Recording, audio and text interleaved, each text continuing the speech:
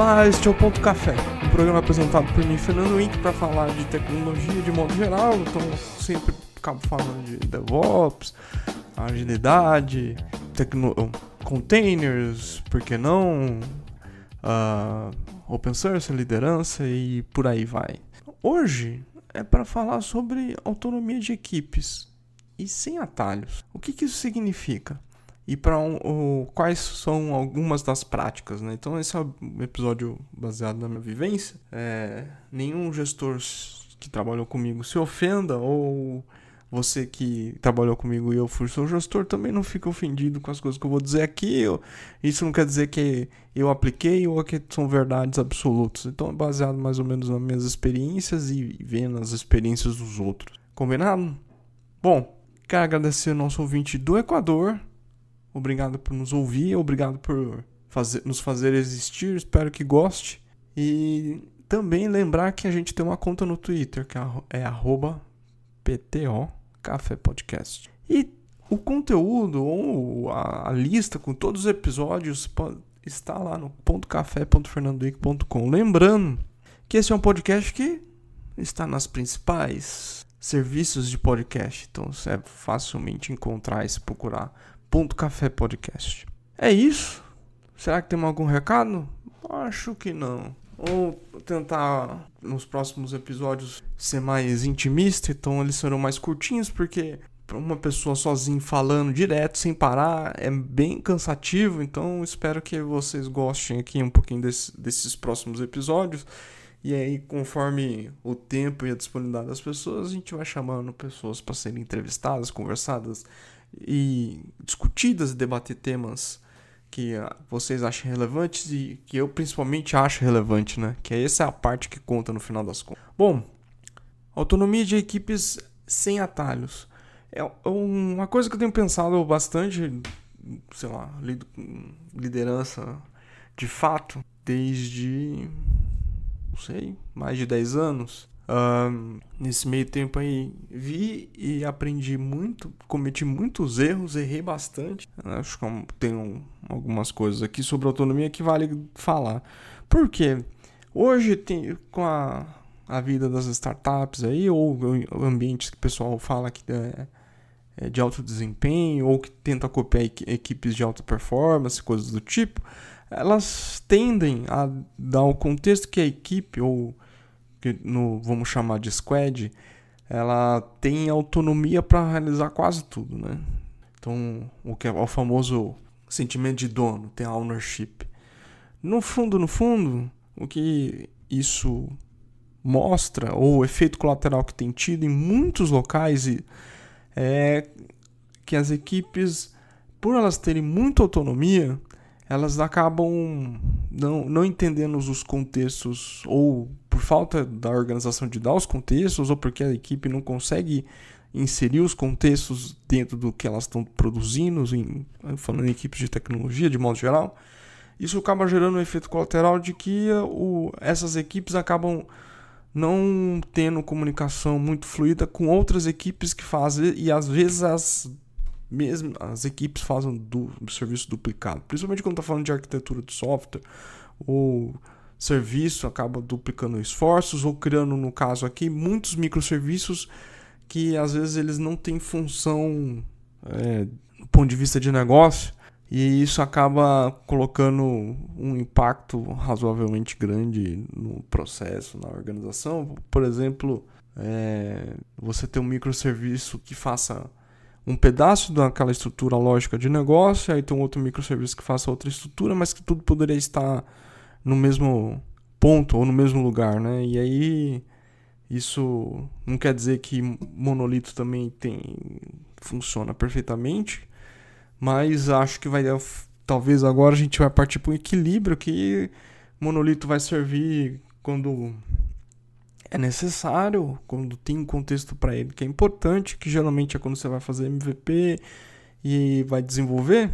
Se tiver um processo de engenharia de software bem controlado, o monolito funciona bem até quando a empresa tem escala. Do mesmo jeito, os microserviços, quando uma empresa é muito pequena, você já adotar eles de cara, sem um mínimo de de estrutura, de arquitetura, pensando no crescimento de forma sustentável, ele vai virando um monstro. E aí você começa a ter dependência circular entre os serviços, os deploys eles têm que acontecer de forma sincronizada e não é assim que deveria acontecer.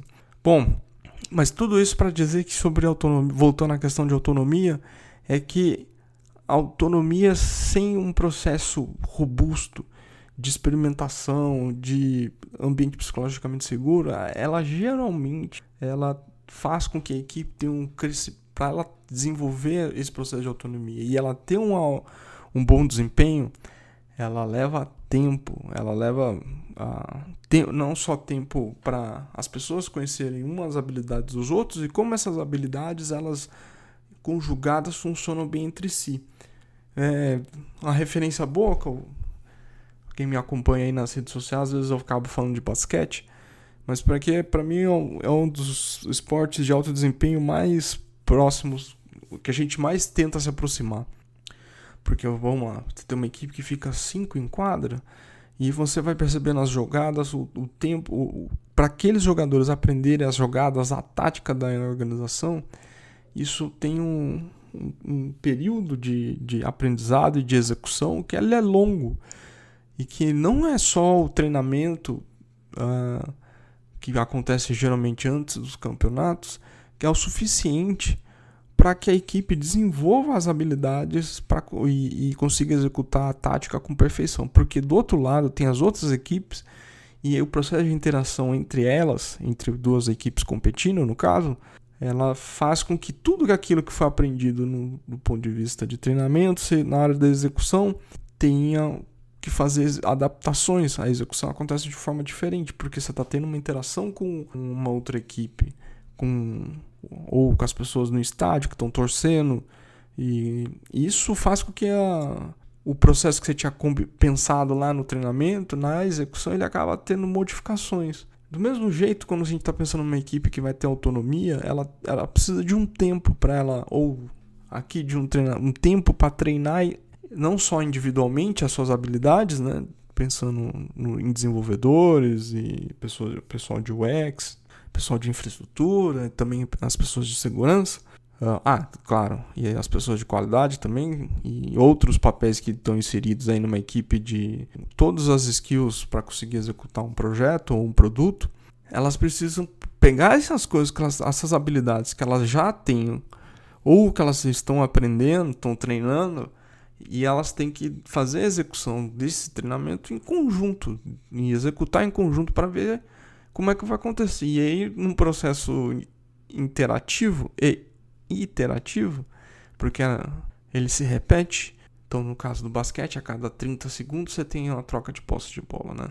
Se eu pensar assim, cada execução você tem que estar combinado entre as pessoas ali, ou mais ou menos saber o que fazer, e aí você vai iterando a cada posse de bola para que a execução aconteça melhor e as cestas do seu time sejam feitas e a da equipe adversária você consiga bloquear ou roubar a bola e por aí vai. Do mesmo jeito, equipes numa organização, no caso elas não têm adversário, mas as outras equipes elas têm uma relação direta ou indireta na execução do projeto ou do produto. E essa relação de interação, ela também precisa de alguma forma ser treinada. Porque no caso a gente não está numa organização que as equipes competem entre si. Apesar que tem culturas organizacionais que privilegiam isso e que tem seu contexto para funcionar, mas particularmente eu não sou muito fã desse tipo de prática. Enfim. E algumas se olhar aí, as empresas modelo de referência, de equipes de alto desempenho, que tem empresas que têm alto impacto, essa relação é parecida, né? Então, você não tem a competição entre si, mas ele tem um processo de interação e treinamento muito robusto. Do mesmo modo, a gente pensando aqui num processo de autonomia da equipe, ele é similar, porque a equipe ela vai sentir confiança de tomar decisões em conjunto, pensando num produto, numa tecnologia, quando ela tem entrosamento entre os seus pares. Mas aí pode fazer por dinâmica, pode fazer... Bom, o contexto, cada um tem seu contexto, mas Esse tipo de entrosamento só acontece bem, ou de fato, quando tem a execução, que a gente consegue ver as pessoas inteirando entre elas e inteirando até chegar ao resultado, e aí depois você tem o feedback loop, são as avaliações ou retrospectivas ou pós-mortem, o nome que a equipe queira dar, para discutir e saber, será que isso que a gente fez estava certo? Ou o que a gente precisa corrigir? Ou faltou alguma habilidade que a gente não tinha? E aí e assim por diante. E esse processo ele é dolorido quando ele é feito de forma empírica. Se uma equipe ou que as pessoas não sabem trabalhar de forma autônoma, ela só não junta o bando e joga ali na sala e fala assim, agora vocês são uma equipe, vocês trabalham em conjunto, você tem que dar as condições para isso. Então, o que o pessoal fala de dar responsabilidade, de dar as condições, né, não só técnicas, dos processos e da cultura para que isso aconteça, não é só dar liberdade e falar assim, agora você se vira aí e se vira com o resto. Tem que ter uma estrutura para que ela saiba, se tem dúvida, quem pergunta, se tem um processo que ela não tem clareza, precisa de ajuda, quem ela procura na organização, se ela precisa aprender, como é que vai ter a organização vai respeitar o tempo da equipe para que ela aprenda e consiga entregar os resultados esperados. São coisas que parecem bobas ou que todo mundo conhece, mas que é algo super difícil. Então, quem está no papel de liderança ou que está ajudando uma equipe a ganhar autonomia, normalmente essa pessoa tem um papel mais de coparticipação, mas ela não é comando-controle no sentido tradicional, do tipo, eu mando e vocês obedecem.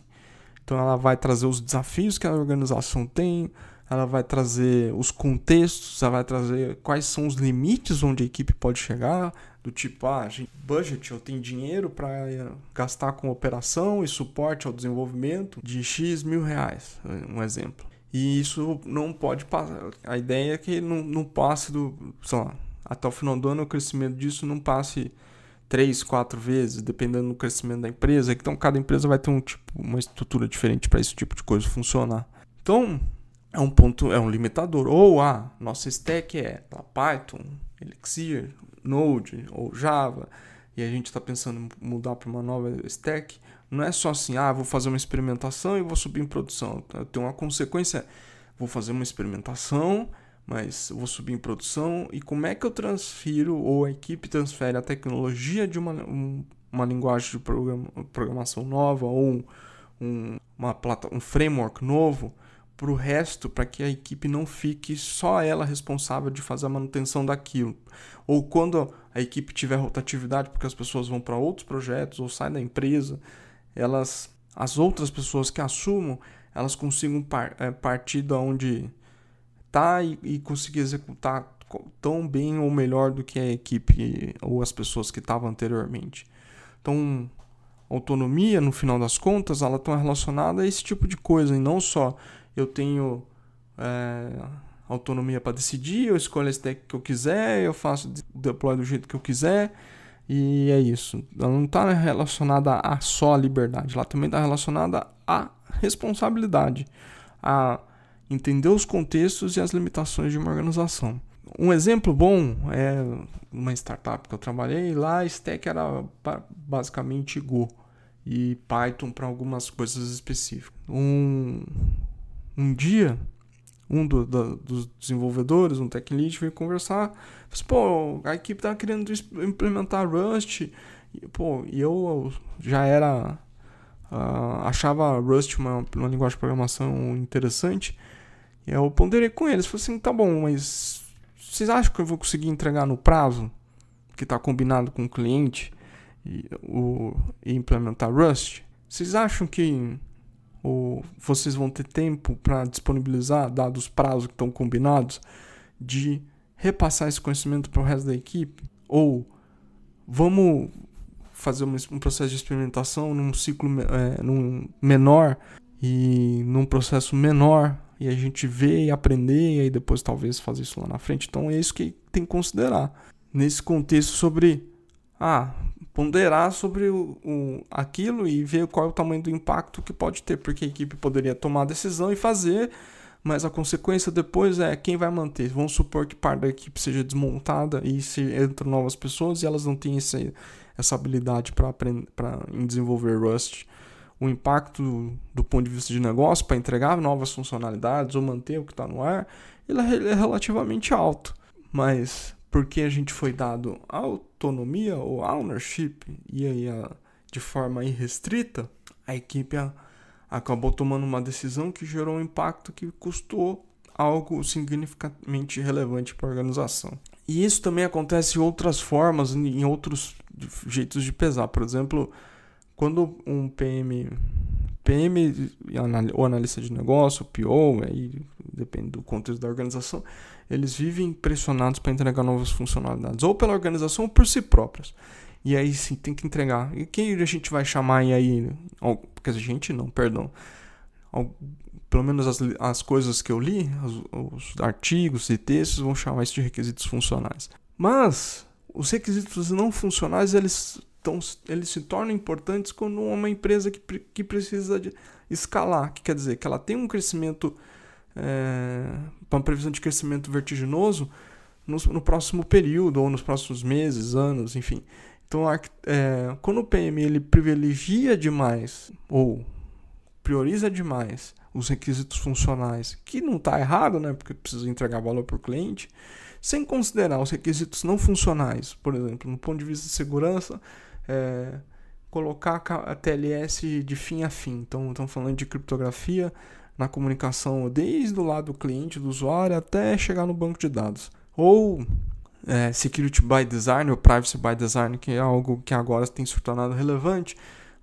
Como é que a arquitetura ou o desenho do produto está pensando em privilegiar a privacidade e mitigar potenciais vazamentos de forma que então quer dizer que o produto ele pode ser desenvolvido por, sei lá, domínios diferentes ou serviços diferentes que eles estão isolados e montados de forma robusta, que se houver uma invasão e tiver um vazamento de dados num daqueles contextos, ele não passa para os outros. Isso é algo que ele deve se tornar uma prioridade aí em equipes de alto desempenho no próximo período, se já não é, porque tem, né, vazamento de dados é algo significativamente importante atualmente, então, e as pessoas tendem a tomar mais cuidado com isso no próximo período. E outro ponto que impacta muito numa equipe e a equipe que tem autonomia, mas ainda não sabe lidar com ela, tem dificuldade de aprender ou de conseguir executar, como é que organiza o trabalho não planejado, né? O trabalho não planejado é quando, de forma, ou agentes externos chegam, de modo geral agentes externos ou ações externas, elas fazem com que a equipe tenha que parar o que está fazendo para ela ter uma reação àquela ação externa e isso resolver um problema ou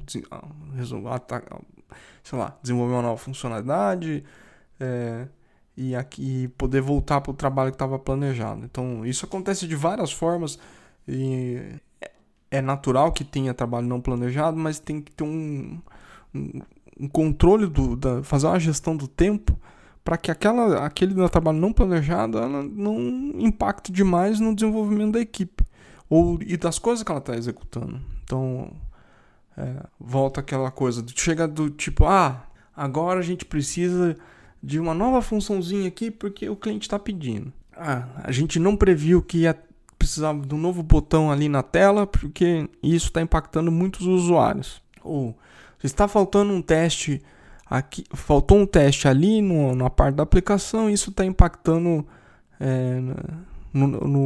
nas transações do e-commerce. São coisas que obviamente podem acontecer, mas que elas podem ser mitigadas por N dinâmicas aí, sei lá, desde Leanception, Design Sprint, ou aplicação de TDD, ou de Domain Driven Design, e no caso, engenharia do caos e etc. Nossa, acho que dá para fazer um episódio sobre engenharia do caos. O que eu tenho ouvido de gente falando assim, não, cara, SRE tem que fazer engenharia do caos. Calma lá, faz o básico. E aí depois você vai mexer com o caos. O caos já é o seu lugar de trabalho. Mas voltando, isso é um problema que é difícil de lidar e muitas equipes não sabem fazer. Então elas precisam de ajuda de como organizar o tempo e como elas se preparam para isso. Óbvio, tem lugares e isso não é um problema de fato. Mas na maioria dos lugares é um problema. Então, equipes que elas são responsáveis pelo produto e elas são responsáveis pela execução também, né? Então, elas olham a cadeia de fim a fim, elas, assim, quem naquela semana vai priorizar atendimento e resolução de bugs. É uma coisa. Quem na outra semana vai fazer plantões ou vai estar de sobreaviso para eventuais notificações de erros da equipe. E aí entra na discussão de error budget, de SLA, que não é só coisa de SRE, que é coisa que inclusive deve ser discutida com o PM, com o analista de negócio, que é coisas que impactam o produto.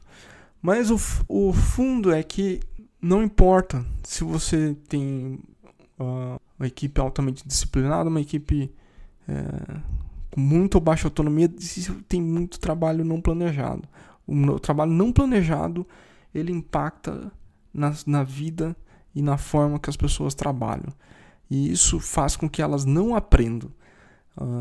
E elas têm que aprender de forma muito empírica, com muita dor. E isso é muito ruim, porque é uma forma da equipe se desenvolver que gera traumas. Ela não consegue lidar, ela sempre vai tomar decisões baseadas em traumas, né? Então a gente está falando, não vou fazer tal deploy, tal método porque ele já teve uma história ruim e aí a gente perdeu muito dinheiro, teve punição, coisas do tipo. Então, reforçando, o trabalho não planejado impacta bastante na forma de como a equipe ser autônoma. E, claro, isso já falei aqui, mas cabe reforçar como é que faz a identificação das restrições. E restrição não é algo ruim, se a gente considerar lá a teoria das restrições de Eliyahu Godrat. Restrições elas podem ser úteis para entender qual é a velocidade, a velocidade do fluxo de desenvolvimento de produto daquela organização, daquela equipe, ou da pessoa da equipe que gera mais gargalo, e o que a equipe pode fazer para que aquela pessoa tenha um desempenho melhor. E o quanto a equipe está disposta a resolver isso, né? Então, isso ajuda bastante a um sentimento de autonomia também, de como ganhar autonomia, como se desenvolver. E não é só nesse ponto de vista de entender onde estão as restrições ou os gargalos dentro do contexto da equipe, mas também os contextos da própria organização. Se é uma organização do mercado financeiro, ela tem as regulamentações do mercado financeiro que impõem alguns limites ou algumas regras sobre como ela tem o que requisitos ela tem que cumprir ou que processos ela tem que executar. Do mesmo modo, do ponto de vista da saúde, né? Se a gente pensar que o dado sobre saúde das pessoas é um dado mais sigiloso do que um dado, vamos falar aí, do nosso CPF. E ela tem, pelo menos lá no mercado norte-americano, ele é muito mais regulamentado que o mercado financeiro. E isso impõe restrições na forma de como executar as coisas ou do que tem que entregar. Ou o que tem que suportar do ponto de vista de auditoria e etc. Ou, por exemplo, como eu já citei, questões financeiras do tipo, a gente não pode contratar mais gente porque tem uma limitação aqui no orçamento ou porque a equipe tem esse tipo de orçamento, então a gente não pode adotar tecnologia A, B ou C porque a gente vai ter que se virar. Bom, são coisas que afetam de fato. E a equipe tem que aprender a saber lidar com isso, né? Mas ela tem que estar dentro do contexto sobre isso. Prazos e datas e limites sobre entrega também eles são restrições. Então, do tipo, a gente vai subir a nova versão da aplicação, vai ter uma campanha e a aplicação tem que estar preparada para suportar, 10 milhões de usuários nessa ação de marketing. Então, que vai rolar no dia tal. Você tem ali uma restrição que é a data sobre quando vai acontecer. E aí você tem que trabalhar de acordo com isso. Não tem muito o que fazer. Não dá para entregar depois. tem que entregar o melhor possível, o máximo de coisas possíveis.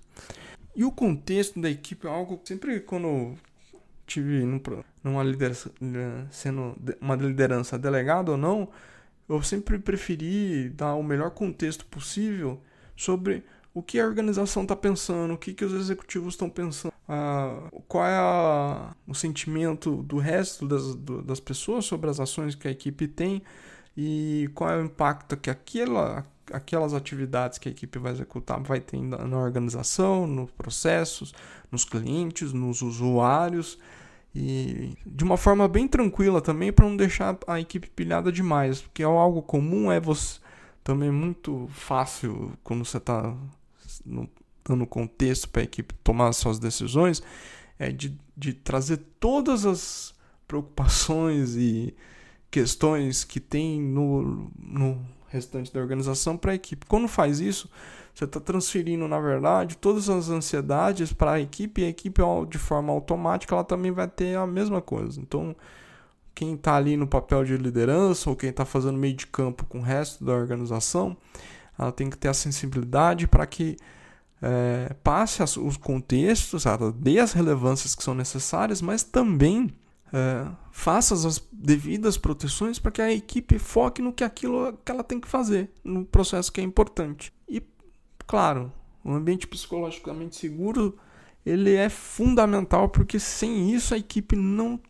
ela vai trabalhar com medo de errar, de ela não conseguir entregar, de falhar. E que essas coisas são parte do processo de aprendizado.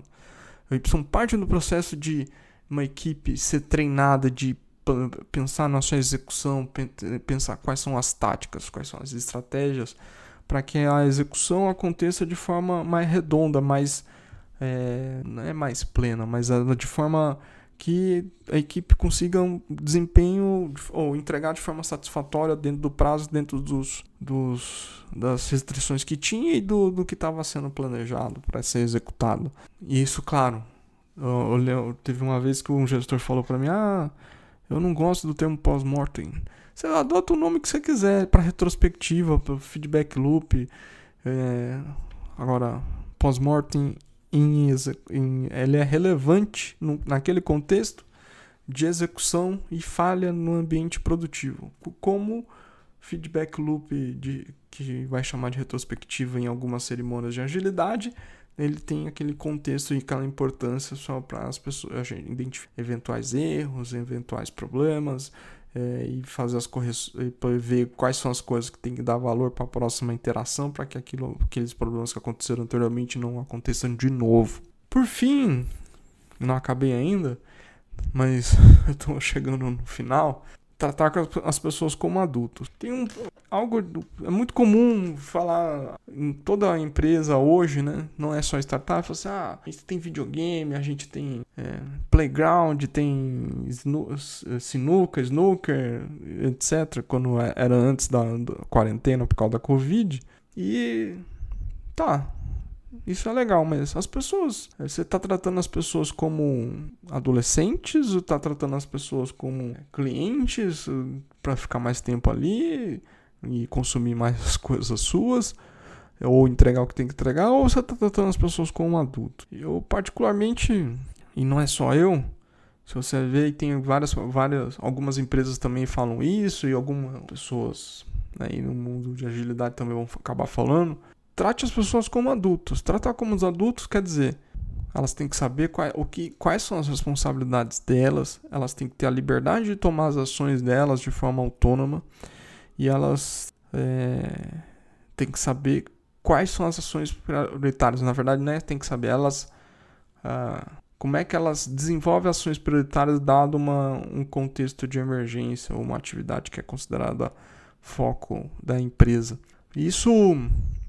Por incrível que pareça, as pessoas respondem bem, porque elas se sentem com autonomia quando são tratadas como adultas. E nesse tipo de contexto, quando a gente trata assim, normalmente ele é um contexto de um sistema puxado. Né? Falando lá do Kanban, do Lean, é quando a gestão ou quem está ali no processo de entregar, quais são as demandas, ou as demandas que chegam de N lugares, não é quem está propondo para dizer, olha, fulano tem que fazer tal coisa, fulano tem que fazer tal coisa, fulano tem que ir para tal lugar, fulano tem que fazer tal coisa. Mas, galera, a gente tem esse problema ou tem essas ações que a gente precisa executar para o próximo período, que vai ter resultado tal que está sendo esperado, que isso pode ser, essas ações podem ser desenvolvimento de produto, correções eventuais de bug ou qualquer outra coisa do tipo. O que cada equipe, o que você pense aí, vamos discutir o que cada um vai fazer, o que vai pegar e vamos ver se está faltando alguma coisa que a gente precisa dar importância. Então, dentro de cada especialidade ou contexto que a pessoa se sente mais confortável, ela vai assumir uma responsabilidade, ela vai dizer as coisas que ela vai fazer. Às vezes nem precisa dizer, tal grau de confiança que existe entre as pessoas, cada um sabe o que tem que fazer, só mantém sincronizado que as ações estão sendo executadas e isso é visualmente visto em relatório, no Kanban, lá no quadro, por aí vai. Mas o ponto é, ela diz o que vai fazer em vez de alguém dizer para ela o que tem. Então, e ela, dentro daquele contexto, se ela está falando, se é uma pessoa de front-end, ela vai dizer, olha, precisa montar testes end-to-end porque a gente vai testar, sei lá, é uma aplicação web que vai bater nas APIs e aí a gente vai testar a jornada inteira dos usuários. Um exemplo de como isso acontece. Ou como um cara de front. Um cara de back vai falar assim, precisa quebrar em microserviços A ou B, porque isso vai ter o fluxo de deploy para esse serviço aqui é muito maior do que o outro, e aí a gente vai poder experimentar de forma mais segura. Um exemplo, não quer dizer que tem que executar assim. Então, ou no cara de operação ele vai falar, vou implementar tal funcionalidade usando tal projetinho no Kubernetes, isso vai melhorar o processo de deploy e encontrar erros em produção de forma mais fácil do que seria num outro processo, num processo atual. Então, cada um na sua área vai ter seus atos de liderança, ou porque elas vão se sentir confortáveis de tomar a frente e executar e falar das coisas que estão sendo executadas e ter empatia para entender se aquelas coisas que estão sendo feitas vão gerar impactos positivos para os restantes dos membros da equipe, como também das outras equipes, como da organização e dos clientes ou usuários. Enfim, isso é praticamente tudo que está aqui na minha pauta de redação sobre o assunto, mas vou pegar uma frase para finalizar, vinda de o que eu escrevi no Twitter alguns dias atrás. Então, autonomia de equipe é algo difícil, ele custa caro no tempo e da liderança. Eles precisam de tempo para fazer seus próprios experimentos, você pode inspirá-los, você pode protegê-los, e também dar uma cultura psicologicamente segura, além de mentorá-los. Mas você e sua organização precisam ter paciência até que eles estejam prontos para voar. E aí o João Brito, que é o CTO lá na GetUp, ele complementa dizendo, e também nós precisamos ter paciência, assim como os líderes, para cuidar dos nossos times e fazer que a organização acredite neles também. Bom, é isso, pessoas. Obrigado por nos ouvir. É engraçado, porque hoje é um episódio isolado, sozinho, e nos ouvir fica parecendo que eu e uma outra pessoa, mas no fundo é só eu. Mas obrigado por me ouvir, obrigado por ouvir esse podcast, espero que tenham gostado. Se não gostaram, tudo bem, também continue nos ouvindo por aí. E é isso, fiquem bem, cuidem dos seus e até a próxima.